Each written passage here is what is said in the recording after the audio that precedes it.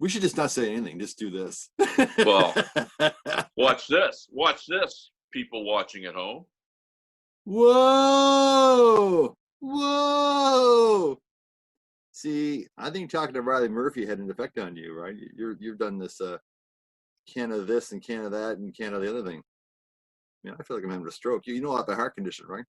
That's a thousand times. That's 1,000 times better than some cheesy dollar store green screen right there, boys. That's not it. Hey? Can you see a green screen? I see Barstools and Bandtalk. Anyhow, I'm Sean. And I'm Dave. Welcome to Barstools and Bandtalk, the complete maritime music bucket list. Yep. Let me turn this off for a second. Oh, I thought I had it. There we are.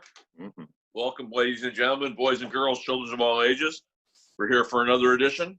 And before we get started, YouTube page is lighting up.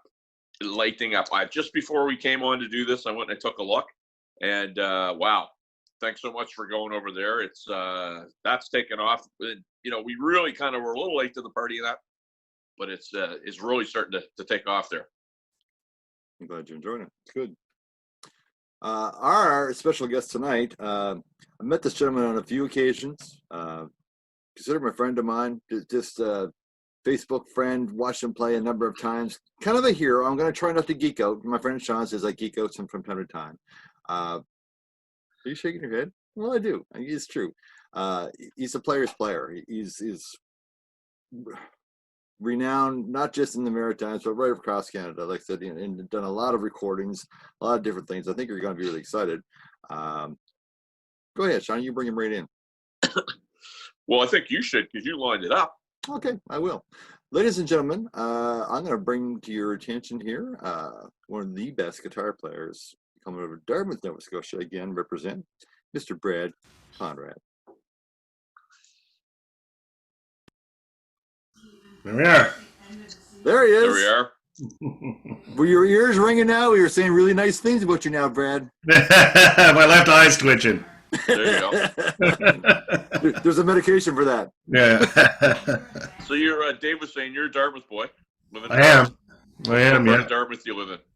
Well, I don't live in Dartmouth. I'm from Dartmouth. Oh, okay. I don't live in Dartmouth. I'm from Dartmouth. Oh, you escaped. What part of Dartmouth are you from? I moved around a bit when I was a kid, and I lived a little bit in Bel Air area, okay. and Bel Air Drive, and then actually my family moved to Ontario for a while. But when we moved back, we moved up into Manor Park area, and then out like a stone's throw from the Micmac Tavern. Oh yeah. Side of it with a rock. It's all the good parts. I actually grew up in Woodlawn, but I live in Portland, the States now. So there you go. I'm still. I couldn't get out. Yeah. I lived in Dartmouth on and off, as an adult. Sure. I call it the Skid Row side of Manor Park. I grew up around Ben Horn Drive, around that area. That's where I grew up. You go down the hill, it's like, wait, it's not quite so nice anymore. Yeah. I lived pretty close to Penhorn. I lived at Wheatstone, on Wheatstone. Yep. Oh, yeah. Yep. Where that is. Tom Inglis was over there. He's on Oathill, stuff like that. Dwayne Coughlin was there, yeah. Right. Absolutely. So, Brad, let's start at the beginning, brother. So, you graduated in Dartmouth, so at Dartmouth High, I think, if I remember correctly. Yeah, so Dartmouth High, yeah. When did you start playing guitar? I started playing guitar, I guess, in a lot of ways, a little late to the game. I think I was, bought the guitar when I was 13 and probably, 13 and a half or something, and, had some friends that played and went, that looked cool. I was already a huge music head. I'd been, buying albums since I was in my single digits, So it was sort of this natural thing for me to do, but, I didn't start when I was like 10, I started when I was like 13 and maybe got more, my parents started calling me up from the basement, put the guitar down, come for dinner, when I was 14, and, and it was, nonstop from then. Right on. Sitting in the basement with my record player, Yeah. Well, and you know what? It's funny how you're talking about that because, I mean, you see these prodigies that are learning everything on YouTube, and life's so easy for them now, and that's how we had to learn. We had to slow the tape down or put a bunch of quarters on the needle to slow down or get down to 16 RPM. Put it on 16. Put it on 16, right? We're dating ourselves, right? You guys had a fancy one. Yeah, ours didn't do that. It had 78 and 33, and that's it, 45. Yeah, and you know what? Even like, this was sort of like, I started playing, like, we're talking about, the early mid 80s, and there wasn't even really tab so much. You were lucky if you got like, there was Guitar Player, but that was no tab, really. Maybe they had some tab along with some of the exercise. That was my main magazine that I bought. But what was the other one that was out? Guitar for the Practicing Musician, I think. Yes, that's right. Right?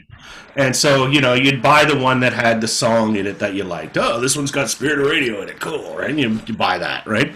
And, but, like I remember having to go and actually part of this was, how part of my impetus to learn how to read, right, was because I had to go get, we had to go get piano vocal books.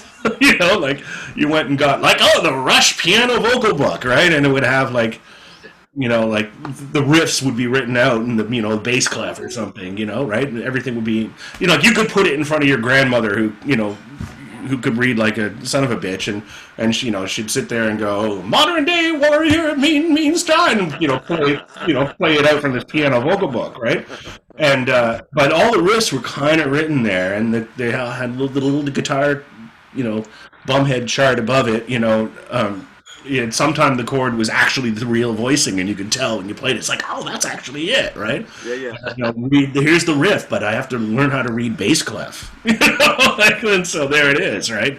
And then, Music Stop would have had that, though, did they not? Didn't Music Stop have that stuff you could buy sheet? I remember buying sheet music at Music Stop. Not that I could read it, but I mean. Oh, yeah, sure. But, I mean, it was a long time before the actual, sort of tab. It wasn't a long time. Right. It's a long time when you're 14 Yeah. and until you're 16, and all of a sudden you can get tab for almost anything you want, right? Yeah, that's right.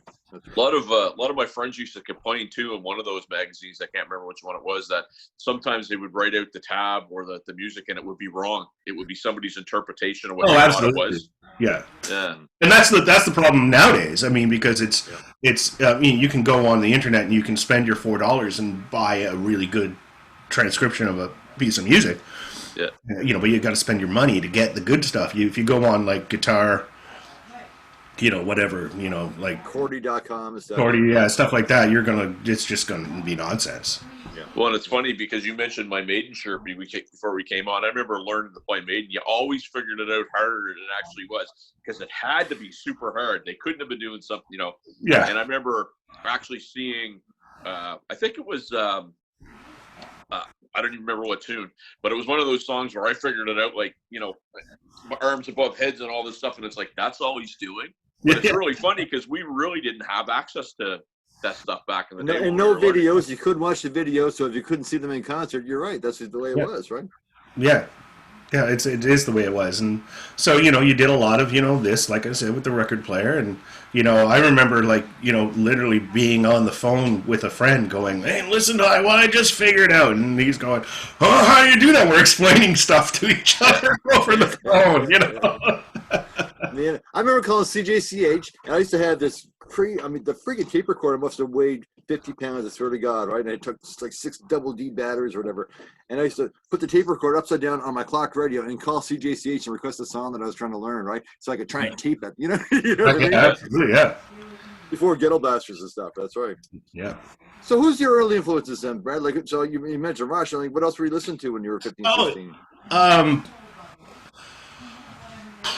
I listened to, Black Sabbath and Iron Maiden and you know what? I was a non-partisan music listener, right? So, in a way, I kind of got, that kind of thing out of the way when I was 13 with my kind of sort of long hair and jean jacket and, Iron Maiden patch and everything, right? And so, I sort of, by the time I was 16, let's say, I was listening to everything.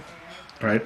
I was listening to, Ultravox and New Wave and, and still listening to Sabbath and Maiden and loving it and listening to, I just, blues, I was, was just, discovering blues and jazz and all this stuff. It's just, there was never any classical music. There was never anything that I shunned. Like, Wow, that's cool.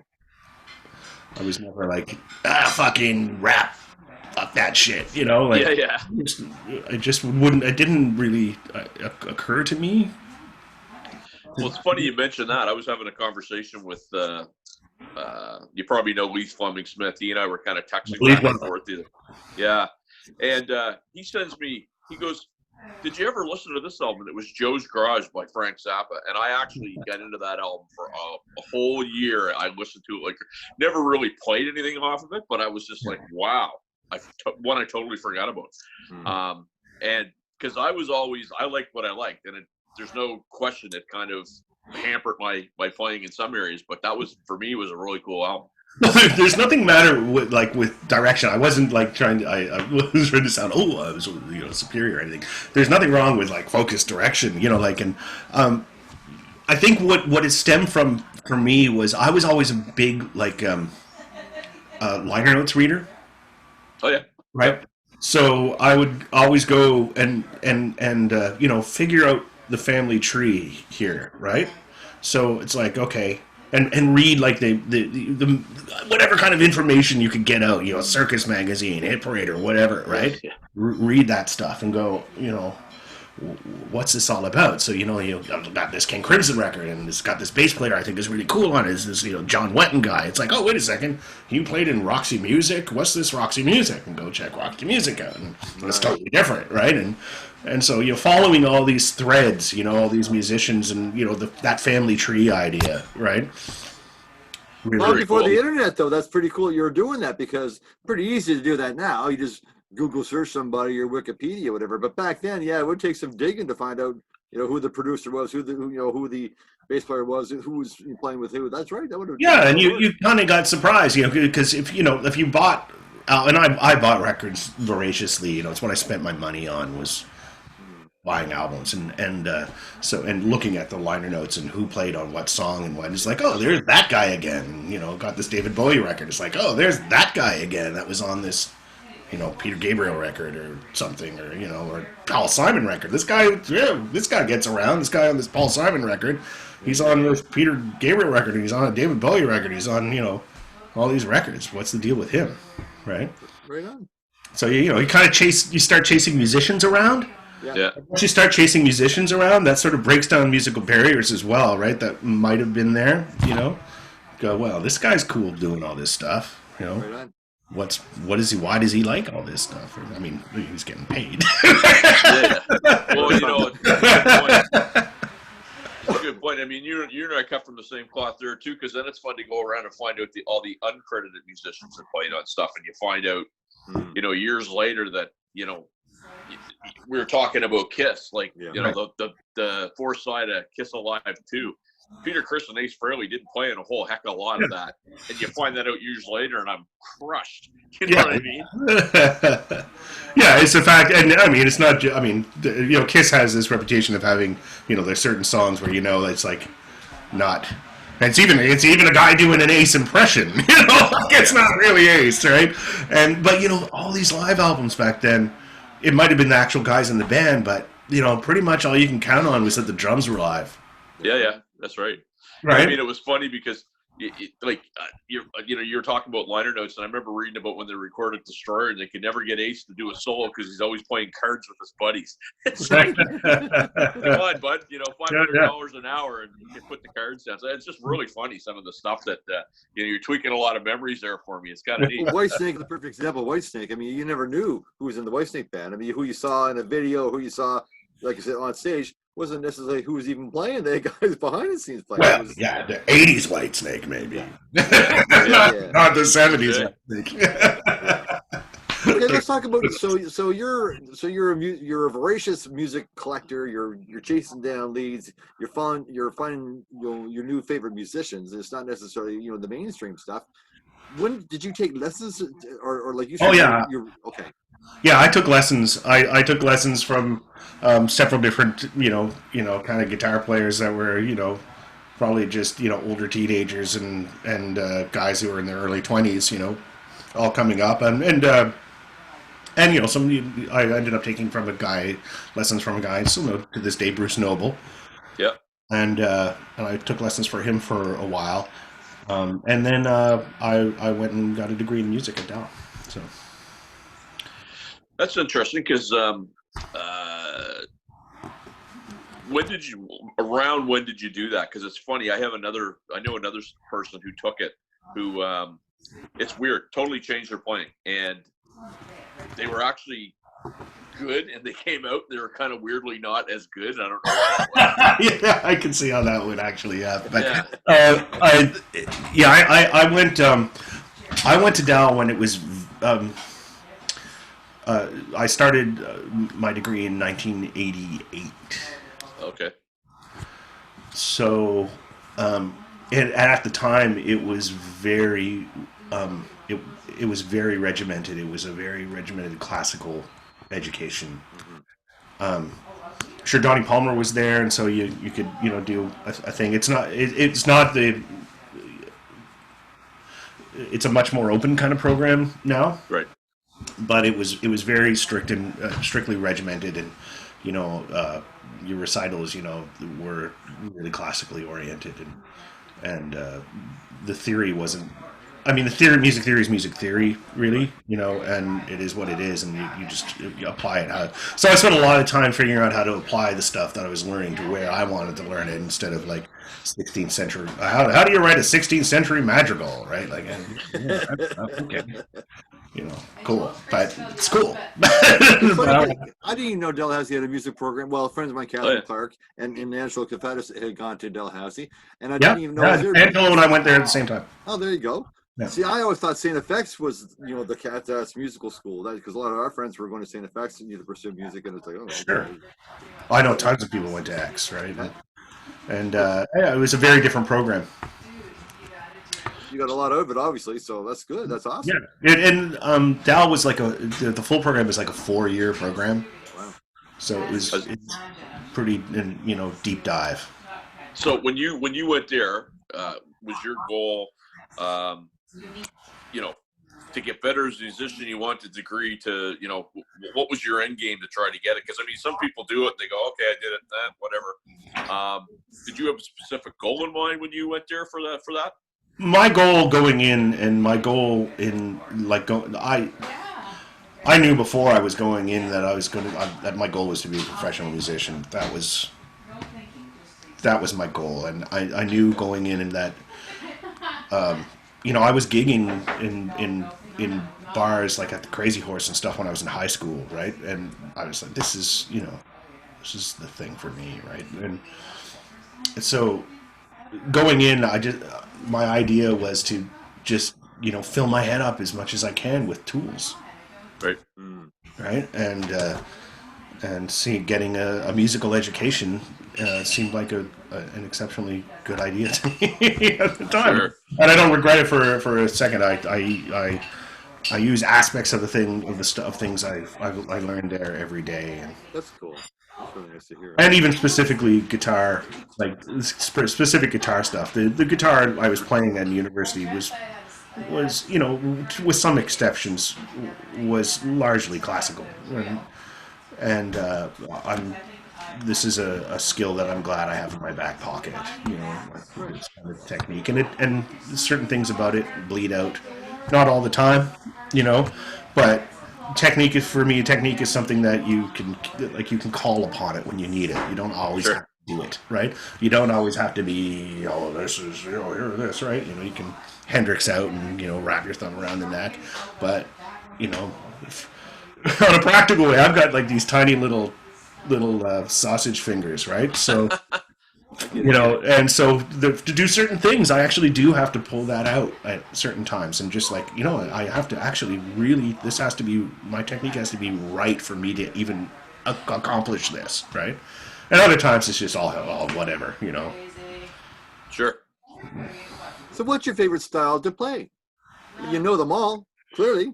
Well, I wouldn't say that, but there's a lot of kinds of music out there that every time I go and try and learn something new, I'm always like surprised about the quirks of stylistic things. I did a gig with Afro Musica, and and so we did this rehearsal, and I basically got handed a videotape. And this is only a few years ago. I got handed a VHS tape of like African guitar style. It's like, you might want to take a look and listen to this. It's like, because I had kind of everything all ass backwards. And so there's all this stuff like if you, it's just this endless pool of if you really want to even grab just the slightest flavor of something, there's something there in every kind of music that might be like it I thought I know this is happening with the graphic groove, right? But it's it's not. I don't. And there's this whole approach to it that was completely backwards than the way I perceived it in my mind, right? What's my favorite style of music to play? Whatever I'm playing, whatever it is that I'm playing at the time. Yeah, I get it. That sounds like a cop-out answer, but I really, like when I'm playing with a great blues band and everything sounds really like one's on point and the groove is going, and I'm like, man, this is the best right now. When I'm playing with the metal tones and we're just boom, boom, boom, boom, and everything is just pumping, I'm like, this is the best right now. Yeah, it's true. So I'm going to be honest with you. That was the first time I think I saw you. Well, that's not true because it's freaking me out a little bit because you and I, Sean, I could tell now, are the same age. So right. I can't imagine how we didn't bang into each other because Dartmouth isn't that big a town. You know what I mean? Growing up, I can't figure it out. So it'll probably come to me eventually. But the first time I saw you play was only last summer with the Melatones that you were playing at the Stubborn Goat downtown, or actually at the waterfront. Right. I'm a music guy. I've been doing this a long time too. I couldn't keep still. It was just, now you talk about infectious grooves. It sounds like kind of a okay thing to say, but oh my God, that band is just, you couldn't sit still. It was just so fun. And it was just in the entire audience. It was just vibrating. It was just so much fun. I never experienced something like that before. Well, that's cool. Thanks. And it would be disingenuous for me to say, considering how much we work on that and how much we rehearse and practice, to say that like it's an accident. It's not. We work at it. We rehearse. I mean, when we can. Obviously, we can't now, but we rehearse. We have a spot. A dedicated spot that we have. That's the Melatones clubhouse, and we go there and we practice every week and work on stuff that we think is kind of falling down, and work on new things all the time. It comes across seamless, and I'm a sucker for a horn section, though. I'm a real big sucker for a horn section, but it seems so effortless to watch you guys all play, and I hear it, and I know the vocals, and I was like, oh my God, there's a lot of stuff going on. But seriously, it's a great show. Anybody who hasn't seen the Melatones, oh my God, it'll change your life. So well, thank you. That's kind, and we really have fun, and we all it's to keep a band together as long as the Melatones takes work, but it also takes guys who really do enjoy playing with each other, like each other, and we're a band. We have moments, but overall we're brothers. So and the lineup's changed a little bit over the years, and you think way back when I joined, it was Tony Smith and the Melatones. What year was that? That would have been 1990. Okay. So who's in the current lineup? Who's in the current lineup now? As of right now. As of right now, you have Damien Moynihan on drums. Yep. And Mike Farrington Jr. on bass. Myself on guitar. Ian Mosier on keyboards. And then you have Sean Weber on saxophone. and Eric Landry on trombone, Jody Line on trumpet, and Jeff Mosier, of course, on vocals and saxophone. Yeah, Jeff's a hoot. I've got to know Jeff really well just through the because he teaches at the public school. Right. And so I've bumped into him at more than one school band, and it's actually quite amazing how he gets a whole group of kids sounding like they're not swinging cats around by the tail. Yeah, yeah, it's a skill, right? Yeah, it's a skill. For sure. The guys that were in the band when I joined would have been like Mike. Is it just Mike? And Jody. Yeah, Mike and Jody were in the band when I joined. And Tim Baker was playing drums at the time. And then Tim and I ended up being in El Torpedo. Right. With Matt Mays. And so, we had this great, the Meltons has always been a place too, like a home base. And, everyone's cool. You go off, guess what? I'm going on the road. And, we always have, that kind of freedom, clubs and things like that we can call in. So no one's going to be like, you can't do that, It's just this sort of musical home base. It's like this school that we're in, and we can go out and do extracurricular activities and come back to the school. And, for sure, I get it. Let's drop some names for fun, because you talk about El Torpedo. Take me back through a list of some of the bands you're in. So you're in high school, you're gigging. Like, what bands were you playing in back then? Take us through, if you don't mind. I was in a band with, I don't know if you know Mark Perry at all. Yep, very well. Very well. I was in a band with Mark. What's the band called? Bremen or something like that. Oh, yeah. It was like we were playing like Sunday matinees at the Crazy Horse, and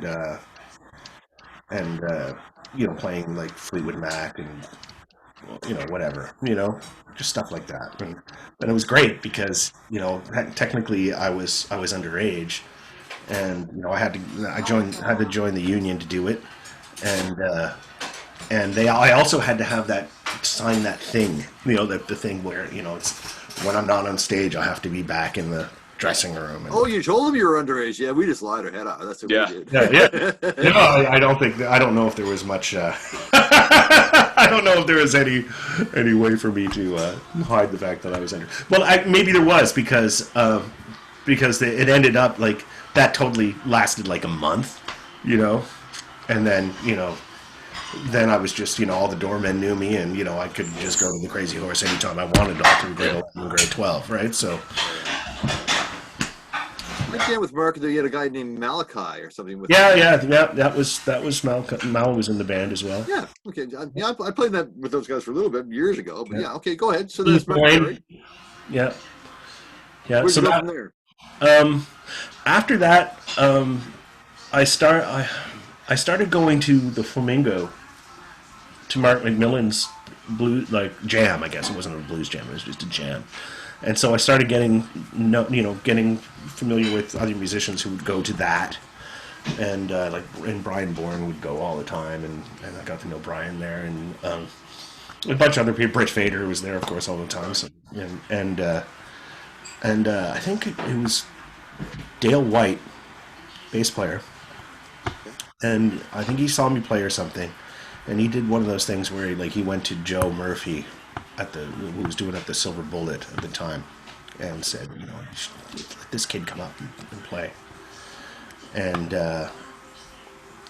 so Joe did. I got up, and I got up a few times with him, and he invited me back, and then Joe came to me and he said, Brad, you're a pretty good lead guitar player, but your rhythm playing sucks. But if you sharpen that up, I'd hire you. I was like, and that actually, really was a deep cut, and positively and negatively, and so it actually was this impetus, and kind of was something. Just that dive into rhythm guitar gave me my lifelong love of rhythm guitar playing, and all these guys that I just really dig, like Steve Cropper and Jimmy Nolan, and all these fantastic rhythm guitar players that are now, my idols. Like I idolize rhythm guitar players. Freddie Green, I idolize Freddie Green. Like the guy didn't ever record a friggin' solo on record. He could solo, but never recorded a solo on record.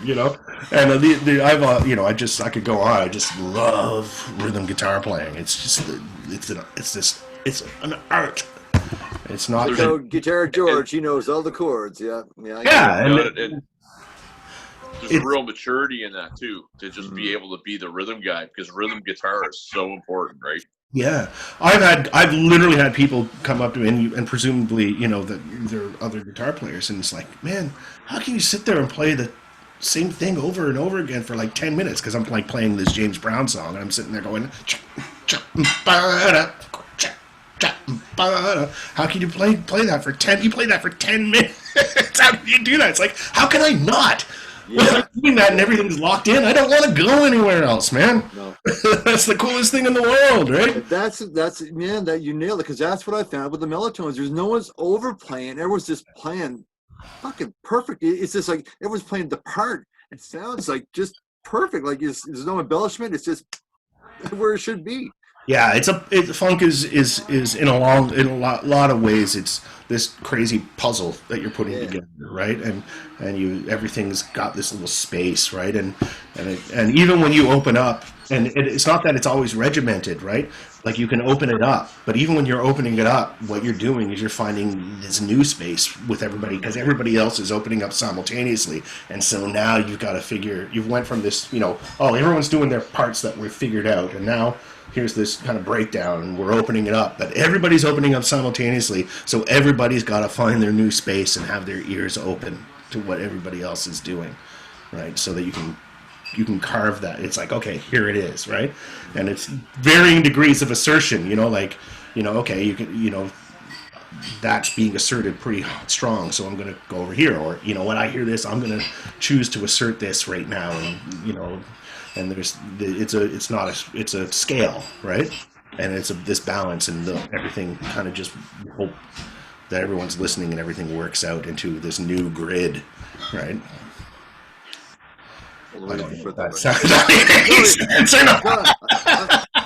I'm listening to your explanation, and I'm watching, and I'm thinking about watching the band play, and in my mind, I'm thinking, the dynamics are perfect, but it's true. There's a science behind it. It wasn't necessarily instinctive. Like you all knew, because you practiced it and you knew where you were going to, and you're all accomplished musicians. So the dynamic was natural, but it was planned. It's kind of cool. Yeah, we have lots of planned things, dynamics things, but we have all kinds of things that happen that are unplanned. And I think that's what I'm talking about. It's like when those unplanned things happen and we know that's something, that this is kind of opening up a bit, the same values apply. Right? And so now that thing, now we're in this, some uncharted territory here, but we have this set of values that we're not going to let go of, right? It's not all a free for all. It just means things have opened up. Right. Mm-hmm. Well, and I got a friend, he calls it staying in your lane. Yeah. Where, you know what I mean? Yep. And there's a little bit of freedom to redefine your lane a bit, right? You bump up your brakes a little. Go in the passing lane for sure. Yeah, you stay in your lane, right? Yeah. And because another thing that has always been used, you don't want to put 10 pounds of bologna in a 2-pound bag, right? So it's like you got to pick your spots, and and what you're talking about too, I really like, because playing for the sake of playing is really a waste of time, in my opinion. And it's taken me a long time to kind of get that in my head. You don't have to play 5,000 notes to make something sound good just to do it. Yeah. Well, one of my favorite drummers of all time is Al Jackson, right? And he's like, but you try playing it like the way Al Jackson does, right? You feel right. Don Henley all the time. Like Don Henley's a guy, doesn't play anything incredibly difficult, but try copying or emulating Don Henley. That groove, that feel, that Yeah. it's darn near impossible, right? Yeah. So Phil Rudd's the same. I get what you're saying. You know. Just because you can doesn't mean you should. Yeah, I get it. No. Right. Yeah. And there's just a real like value in that kind of. It's that there's so much like, I guess sometimes it comes out when I hear like a band playing like a song that I'm kind of familiar with, and you hear this often, right? Where you're listening to it, it's like, what's going on here? Oh, I get it. I know why this is feeling weighed down. It's because they're playing the notes that are implied, and because they've heard them, but they're not actually there, and they're implied, but it's not really there. And so when you play these notes and these hits and rhythms and things that you feel that are implied, and when you actually play them, everything collapses under its own weight, right? Yep. That's cool. I like that. That's true. Right. So it's just it's music's a tricky thing, right? It's it is, and it's funny because these are the reasons why we always talk about when you're booking a band and you're paying for a band, you're not paying for that performance. You're paying for all that stuff that took to get that group there, right? That's right, man. You're paying for the experience, the practice, the woodshedding, everything. You're not paying for those 3 sets. No, you're not. It's like saying you're not paying the plumber to turn a wrench, right? Right. He knows what he's doing. Yeah. Right. So exactly. You better hope that he took the time to get good at turning that wrench, and it took him a long time to get there, right? Yeah. And he knows what to do if things go wrong, and that's what a good musician will do. Is like if things do go wonky, if the time does go off, if the vocal misses the cue, just people who can react well to that. Yeah, I get it. Yeah, so I guess I sort of diverged, but yeah, after I started playing pretty soon after with Joe and other blues guys around town, and really because blues was something I was super interested in, and remains to this day. A lot of the music I play, like most of the guys in Mellotons, especially like myself and Damien and Mike. That part of why, if you look at all these old funk bands, all these guys were blues guys, right? That's what they were. They came up playing in blues bands, and all of a sudden there's this whole new thing, and so all these values that they've kind of learned from playing the blues, they're transferring into this other kind of thing, right? And so we have these values as well because we seriously want to study the blues and get it right, insofar as it can be right, but it's when I say right, I don't mean there's a right way to play this or that, but there's a set of values that are there, right? And those transfer to so many other things, right? The stay in your lane thing, right? Yeah. It's huge, right?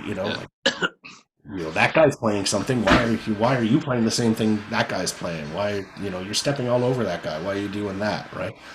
And so, I played, in a lot and continued. Like I still play with Joe all the time, and Joe and I even have a duo that we do every Wednesday night at work. In normal circumstances, every musician that's probably saying in real life, in normal circumstances, we have a duo that we do every Wednesday night at the Loose Cannon, and I play with him at the Mustache all the time, and so there's that. I had a conversation with Shirley Jackson, and I might as well admit it to you too, Brad. I said, I'm sorry, I'm sorry, I came to the party late. I never been to Barely's my whole life. I never been in there. Never really. I like playing blues, like what I thought was the blues, like like when I was playing guitar. Now I've been playing bass the last 20 years or whatever. But I mean, as a guitar player, you like playing blues because it's an easy thing to solo over. But it wasn't the real blues. And when I went into Barely's for the first time, my jaw dropped because it's kind of like you said, it's I guess it's a value. I like that term values because I was just like the feeling is what it was for me. Is like, oh my God. I never got it because I'm watching everybody play. No one's doing, it doesn't look that complicated, but I'm feeling something I never felt before. Like it's just, I love music that can emote, and that blues music to me. And I apologize. I'm sorry I came to the party late, but I get it. And it emotes something that I'm not used to. I hadn't experienced before, and it was so fun to watch. Andrew Gilson and what the boys were doing down there, Morrow, Scott Brown, and Gary Potts. It was like, oh my god, it was awesome. Yeah, well, I with Morrow and Gary, myself and another guitar player named Matt Hebb, we hosted the Blues Jam at Fairley's for 11 years, right, with those guys, and so we every Sunday we got it down for 11 years, right, playing, and sometimes I'd be there all weekend or whatever, so yeah, we got inside.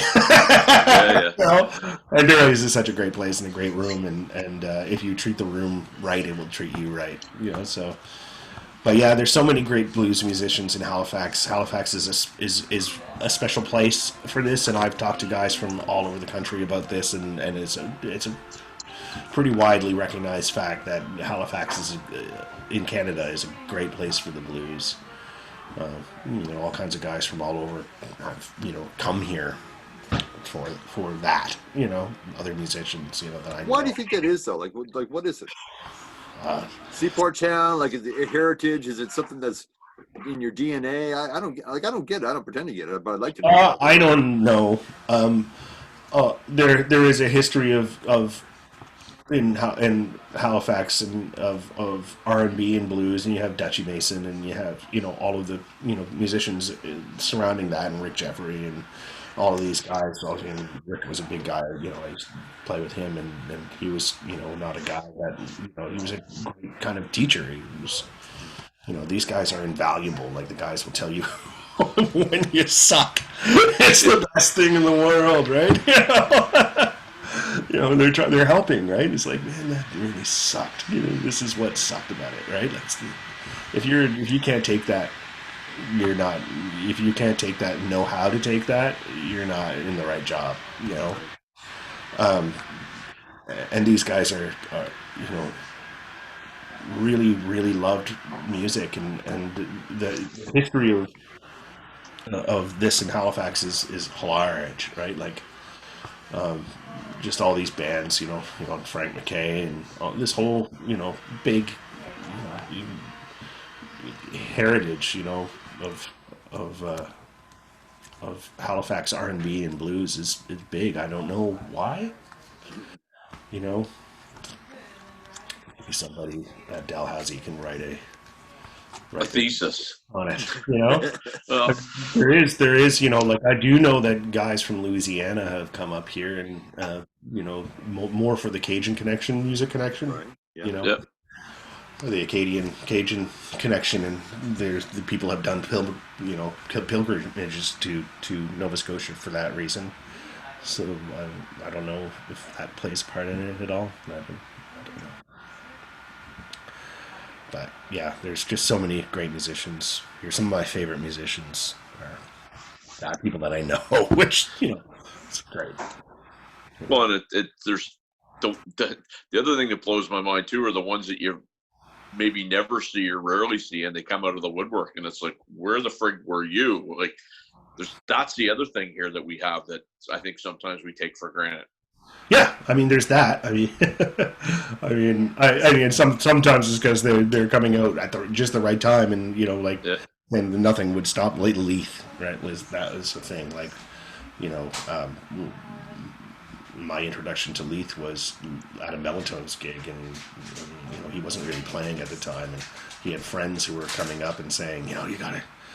Can my buddy come up and sit in with you? And it's like the nightmare question. It's like, my buddy's here, he plays good keyboards. You gotta let me sit in with you. It's like, oh man.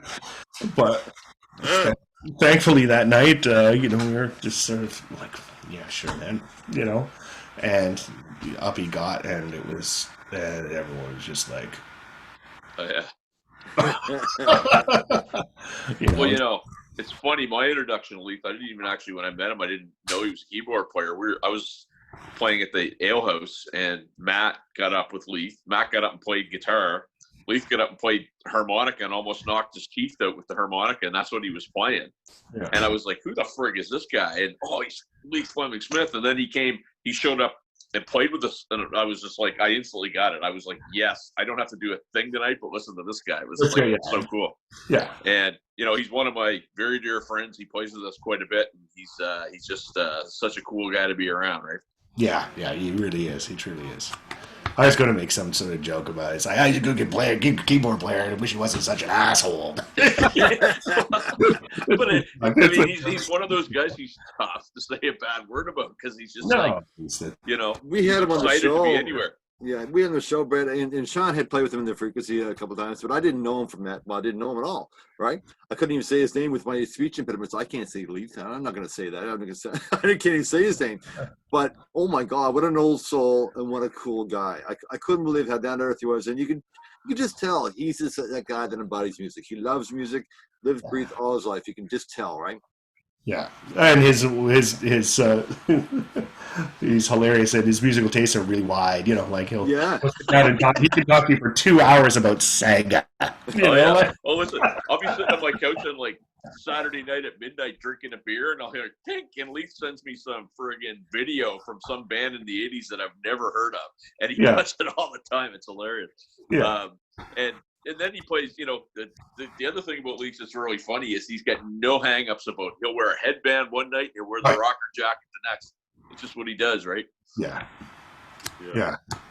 Speaking of bands, let's go back to where we were now. So you're I kind of want to find out how you get into the Melatones, and you're playing with Joe Murphy. I after all these, I'm playing with all these guys around that time, and then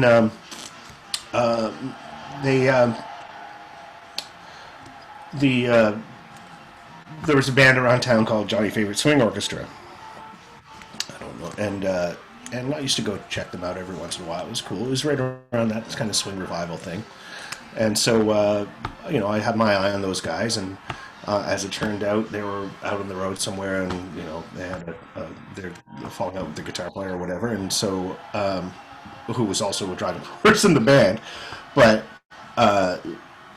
so they gave me a shout and asked me to come, and I knew a few of the people in the band, right, and none of the other ones. So they asked me to come in and see what I can do, and they put one of their charts in front of me, and it's like, how would you do the play through this? It's like this, right? And they're like, cool, great. And so I started playing gigs with them. And I think, they were on the road, right? So I forget if the first gig I did with them was actually on the road or not, but it might have been in Halifax. It might have been somewhere else in Ontario or something. Flew me out. I can't really remember. But that was a working band, and he was traveling a lot. And I remember they, had Toronto management. Tom Barry used to work for Anthem. And so it was one of those things where I went in, and it's like, with the managers there, it's like, I need to see what your guitar looks like. That kind of thing. So it was like, I have my guitar with me. I pull it out. It's, the appropriate arch top, guitar for, stylistically and everything. Looks the part. And he's like, okay, good, great. And then he says, I'm going to send somebody out to, it was a sold-out show at Lee's Palace that night. Sold out. Completely packed. And so I'm going to send somebody out to, just check on you. See how it's going, see how you are. I'm like, okay, whatever, man, cool. So I go, I have dinner with a friend across the street from Lee's Palace at some place, and, walk back, and it's just lined up around the corner and everything, and I'm a bit late. And everybody, the rest of the band is kind of hobnobbing around, so I got to get into my, stage suit and all that stuff, swing band, right? So I'm back there backstage, and this guy walks in backstage, and I look around, and I look up, and it's Alex Lifeson. I'm the only one backstage. Everybody else is hobnobbing and doing whatever, and it's like, oh, you're the guy that was sent to vet me. He's like, hey, I'm out. I'm like, I know. I know. Yeah, we had this chat, and he went out and gave me the thumbs up, I guess, after the gig. So I was the guitar That's player, pretty cool. and Pretty good so endorsement. yeah, it was pretty good. I was happy about that, and so that was a good, we went everywhere in that band. That was a road heavy band. We all over Canada, back and forth, down through the states, through Midwest, California, Texas, Louisiana, all over. We were just all over the place playing like crazy, and it was a big band too. It was like, it was a big band, right? It was a lot of people in it, right? And so I went my course with that, and then after that, not long after, got a call that the Mellowtones from I think it was maybe from Mike Farrington, I think it was, and he said, because he'd been playing around, we'd crossed paths many times, and another Dartmouth guy, and he said, yeah, our guitar player in the Mellowtones, has to go away for 3 months or something like that. Do you think you can do it? And I was like, yeah, man, totally. I think it was they were gigging around, but there was a regular Saturday matinee at the Thirsty Duck, and so I said, yeah, sure, I'll do that. And so I came in and did it, and everyone was happy. And then when Fionn, the other guitar player, came back, it was basically, it had become a 2-guitar band. It's like Crossroads, eh? Yeah, so it's like, yeah, Brad, you're in the band now, so we have 2 guitars now. And less money. Yeah, exactly. Yeah, but I actually love playing with 2 guitars when it's eye to eye, and everybody is. There's guitar players I know I'm really happy with in that situation, and because I know that their stick is on the ice, my stick's on the ice, and everybody is looking for their hole to fill. Yeah. And so I could go off and name a bunch of them. I should. Clint Newcomb's one of them. He's a fantastic musician. Carter Chaplin, I always love playing with him. Like Buck Tingley. There's all kinds of guys that I'm. Basil Chason. He's wonderful. All these guys that I'm really happy playing second guitar with. And so the Mellowtones was a 2-guitar band for a while, with me in there and a couple other guys coming in here and there, and Lil Thomas was in there for quite a while, from Newfoundland and living in Halifax. The Red Albino, what's the name of the band? I'll spout it out once I. Yeah. Oh, the Thomas Trio on the Red Albino. Right. Yeah. Okay. That's because there's the 3 Thomas brothers, Louis and Danny and Lil. And so I played with him as a second guitar for a while, and then he sort of decided to retire, and we've kept it as a 1-guitar band, and I'm totally happy with that too. I love being a guitar player just as much, right? So Right on. It sounds full. Honestly, I don't know where you could add to that band. I mean, to be honest, it just sounds so full every time, and I'm thinking 3 or 4 times that I watched. I went down to the Micmac dance down to watch it play down there, and it was the same thing. Probably a little nicer system that I heard there than at Barely's. Barely's is that feel, it's cool feel, but it's nice to see you guys at a big stage, and that's where you really shine. You have more room to move, and seemed a little bit more, I don't know, freedom, I guess. But yeah, we actually had to extend the stage. We built an extension to the stage at Barely's just to accommodate us, right? And we usually bring in our own system for Barely's when we play. So, well, not usually, we always do, but I mean, in the Micmac, Aquatic Club, you can pimp it out. Same thing with the Shore Club. The Shore Club's a great gig. I love playing the Shore Club. It's this big dance hall. It's perfect for the Mellowtones to play in. Well, we're almost, gosh, I don't know. We've kept you a long time here now, but I guess Sean probably has a few more questions too. This is something, a little segment I've started lately, but and I don't want to put you on the spot, but it's a 2-part question. What would you feel your biggest accomplishment and your biggest regret are? Thanks, Dave, you asshole. Yeah, it's okay. Well, I think my biggest accomplishment is carving out, a decent living playing as a musician, and being able to do that. That's an accomplishment. Sure it is. I mean, it's an overarching accomplishment, but that's what I wanted to do, and I've done it, right? So, so yeah, that's to me that's a big accomplishment. Biggest, what was it? Regret? I regret nothing. I don't know. That I would have to think about. I tend not to have a lot of regrets. Not that everything pans out for me. It doesn't. Maybe a gig that you didn't take, you're offered, to go to a touring band, or I mean, you did the Elf Torpedo thing. Would that be something you want to stick out? I don't know. Like, yeah, I did the El Torpedo thing for like 4.5 years or something like that. That was a good run. But that there did. Correct me if I'm wrong. Did Matt kind of go in a different direction and kind of put that band on the shelf? Or yeah, is that what happened there? Band, yeah, sort of. That band sort of kind of did this petering out kind of thing, right? Right. I had beers with Matt last time he was in town. It was but it was we were on the road a lot too. Yeah. Like that band really toured at that time, like constantly. Like you're out, you come home for a couple weeks, and then you're out again. We really toured a lot and worked hard. So that band, I'm really proud of the accomplishments that band made. Did you record with them? Oh yeah. I was on Matt's first album, the Matt Mays album. That band and that album sort of birthed El Torpedo. The various people who played on it came up. So I played on the very first Matt Mays and El Torpedo album. And with Cocaine Cowgirl and all that stuff on it. I played guitar and pedal steel and all the organ. Oh, cool.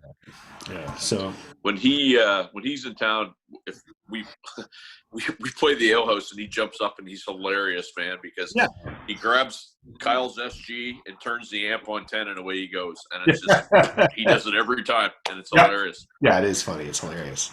That's a pretty good guitar player too. Like he's got his. He is, yeah. You're right. And I'd call him a vintage guy because Kyle plays, I think it's about a 63 or 65 SG or something. Yeah, I'm not a guitar guy, but Matt always talks about how he loves the guitar and he's offered Kyle money for it, and Kyle will never give it up. So it's kind of neat. Yeah. So I don't know. The regret thing is a tough one for me. Well, that's good though. Quite honestly, if you can't come up with a quick regret, then maybe you don't have any, and that's awesome, Brad. To be perfectly honest, I think that's incredible. That's good. I'm sure I do if I thought about it enough. I'm like, oh man, yeah, that was the one time I didn't return this phone call, or in time, or there's one time I didn't do this. Blockbuster Video. I'm really sorry I didn't bring back the video. I thought you were going to say answering Dave's email, but. Yeah, so I don't know. I don't know about the regret thing. It's perfect. All right, one more quick question. We'll let you go. Gear. So, what are you using now for gear? Because every time I've seen you have the same guitar. What's your primary instrument? Well, for the Melatones, I tend to use the Telecaster. I have a 1963 Fender Concert 410.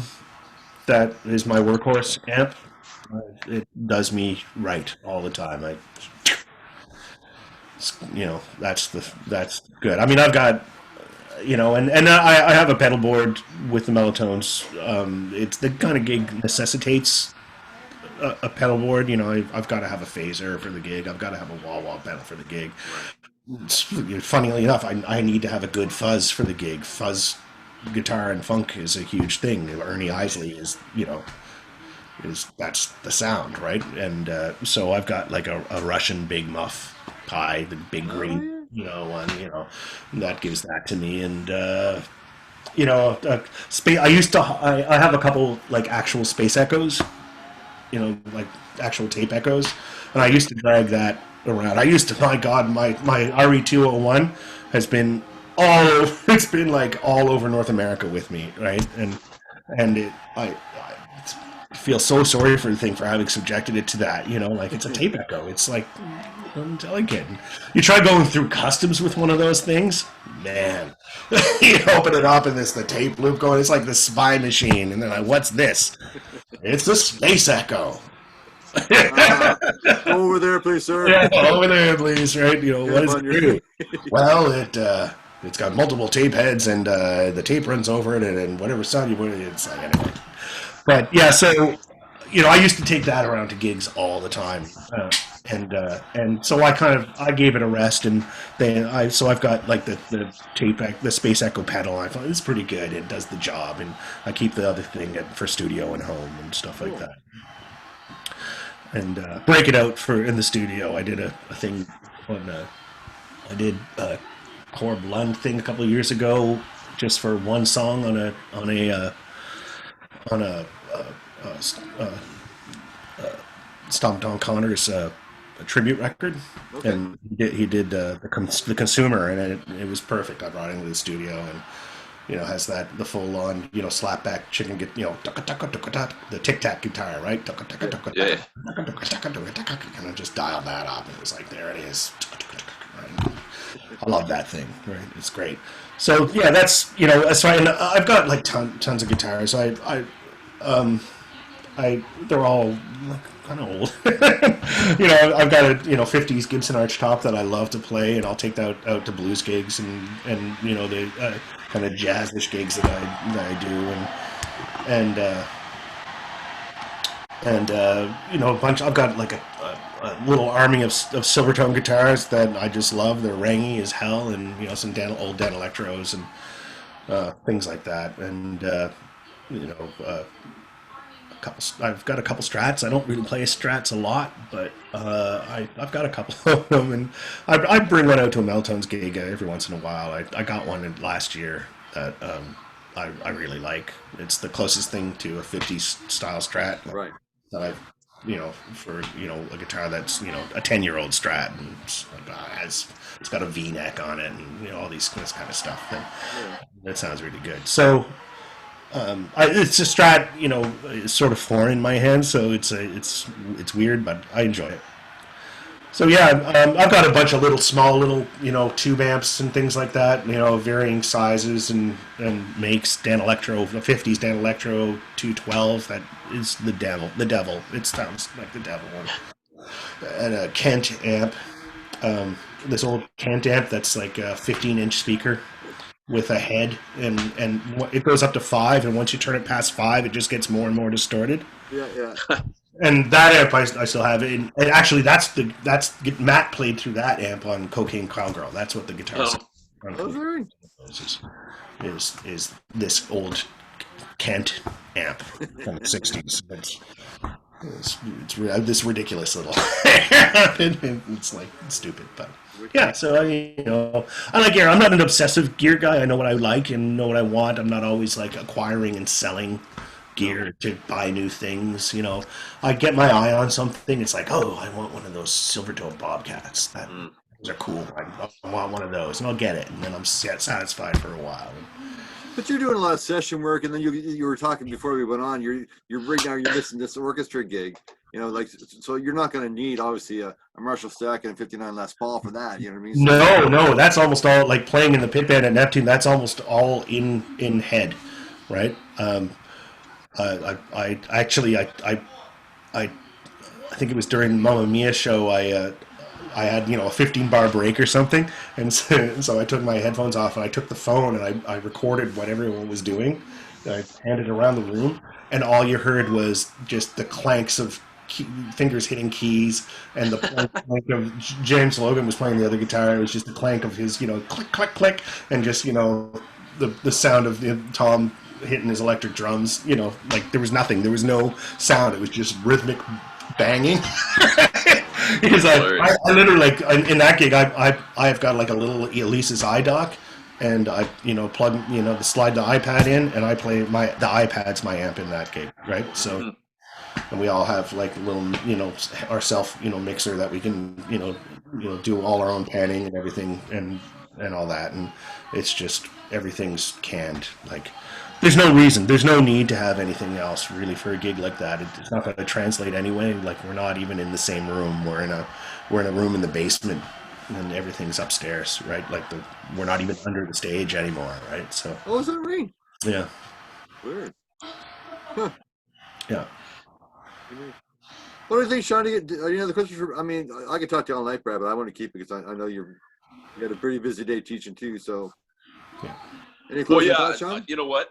To that point, so how we've talked to a few people that are still taking students and stuff. So I'm assuming you're doing that online and through Zoom and different sorts of things like that. I am, yeah. Yeah, and I've got spots, so if anyone wants a guitar lesson, even just one here or there or whatever, you can find me on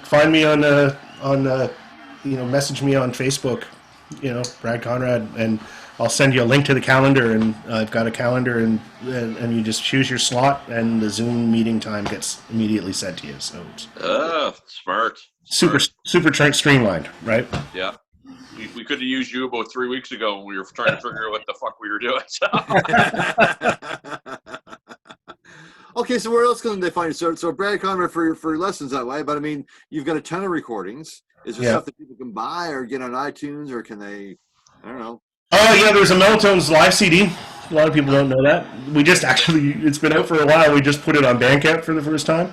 Nice.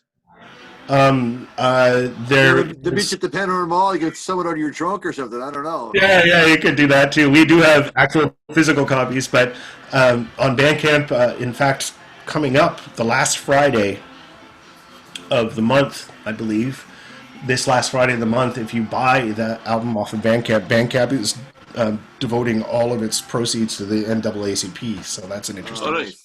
Yeah, nice. So if you want to buy a Melatones CD, that's a good time to do it, right? Yeah. But you know what? I don't have any of like a solo record or anything out yet. So there you go. Well, maybe it might be the time. Might be the time to put it together. Yep. I do all this. The writing I do ends up being for like all these other projects, right? An album I just finished producing just before this all went down. I finished producing and released the Roxy and Underground Soul Sound. Okay. And that's a great record. The great young funk band to check out. Did that record. Recorded at Charles Austin's, and then someplace at the Melatones spot, some of the overdubs and things like that, and then mixed it down on Joe Plaskett's Need at his studio, and it was great. So, and the band's great young funk band. Check out. So there's that. Well, I guess what we're going to do is when the video or interview airs. I mean, if you want to think of some stuff in between, let me know. And when I put the video up, like I can put some links to something that you might be interested in or a cause you're interested in. Brad, I can't even thank you enough for being on the show. Oh, it's my pleasure. It was great. Yeah. I'm talking about shit. That's right, because that's really all we do. People are like, I'm nervous. Well, how can you be nervous? It's like, talk about yourself for 20 minutes. Nobody can be nervous about that. Yeah, right. The premise behind this thing is that if we were sitting in a bar, that's why I have my bar behind me. We'd just be shooting the shit anyhow. I mean, that's kind of hey, what are you doing now? Who did you play with again? Remember that guy? And that's what would happen, right? So it's an opportunity for maybe an audience or a fan or whoever to kind of listen in. That's kind of the premise behind this thing, and people seem to like this shit, so go figure. Yeah. That's great. Right on, man. Right. Thanks, Sean. Thanks, Dave. Thank you so much, brother. It's a pleasure talking to you. Seeing you, brother. We'll see you. We'd love to have you back on again. There'll be a lot of questions, I'm sure. So you take care, man. Anytime. Safe, all right, you too. All right, take it easy, fellas. See you, bud. Good. Barstools, Bandtalk.